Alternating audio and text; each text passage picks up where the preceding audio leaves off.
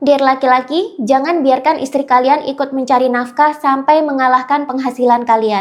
Karena ini bisa menjadi sumber karma bagi rumah tangga dan bisa menjadi karma leluhur alias trauma antar generasi. Bagaimana bisa? Jadi, saya menemukan banyak banget kasus perempuan-perempuan yang akhirnya pernikahan mereka tidak harmonis lagi, bahkan hancur. Karena yang perempuan menjadi independen dan ikut mencari nafkah. Bagi banyak laki-laki, menikah dengan perempuan yang bisa independen dan membantu mencari tambahan penghasilan itu dianggap keren dan membantu. Padahal ini bisa menjadi bom waktu di kemudian hari. Perempuan ketika dia dituntut untuk bisa membantu secara finansial dalam keluarga, di awal mungkin dia tidak bisa, bahkan sampai dikritik suaminya sebagai perempuan bodoh. Bagi perempuan, kritikan ini bisa saja dipendam sebagai luka. Luka ini suatu saat akan menjadi bahan bakar dia untuk berkembang dan berusaha. Dia akhirnya belajar berbisnis dan bekerja supaya tidak diremehkan. Ketika sudah sukses, di awal suami akan senang karena akhirnya istrinya bisa berdaya. Bahkan beban finansial bisa terbagi dengan istri. Tapi yang tidak disadari adalah ketika istri sudah bekerja atau berusaha, penghasilan mereka bisa menjadi lebih tinggi dibanding laki-laki. Ini karena sambungan otak kiri dengan otak kanan perempuan lebih tebal dibanding laki-laki. Sehingga ketika mereka melakukan aktivitas yang membutuhkan koordinasi rasional dan intuisi, seperti berwirausaha contohnya, mereka sangat lihai. Ketika penghasilan mereka sudah lebih tinggi dari suami, mereka akan menjadi dominan dalam rumah tangga, dan suami menjadi pasif atau submisif. Semakin pasif laki-laki, maka perempuan juga semakin merasa tidak aman di rumah. Dia merasa suaminya sekarang tidak lagi bisa diandalkan, sehingga dia mengambil alih banyak koordinasi dalam pernikahan, alias dia menjadi pemimpin atau imam dalam pernikahan itu. Ini membuat laki-laki tidak nyaman dan merasa kehilangan kejantanannya. Ini bisa membuat laki-laki stres. Akhirnya, ketika laki-laki bertemu perempuan yang lebih lemah di luar rumah, mereka merasa bisa menyalurkan maskulinitasnya dan perselingkuhan pun bisa terjadi. Perempuan yang dominan ketika diselingkuhi biasanya tidak akan mau. Mereka kemudian memilih untuk bercerai dan berpisah dalam kondisi membawa trauma. Trauma inilah yang kemudian dipelajari oleh anak, sehingga secara bawah sadar mereka cenderung mengulang pola yang sama seperti orang tuanya. Jika perempuan, maka ia akan menjadi dominan dan cenderung berhubungan dengan pria-pria lemah yang tukang selingkuh seperti ayahnya. Jika laki-laki, ia juga secara bawah sadar meniru perilaku ayahnya. Dan jujur saja, kebanyakan alasan poligami sekarang itu terjadi salah satunya karena faktor ini. Banyak laki-laki minta menikah lagi dengan alasan kasihan dengan calon istri baru. Padahal yang terjadi, istri lama dibuat independen sehingga tidak perlu dikasihani lagi. Inilah karma dalam keluarga itu.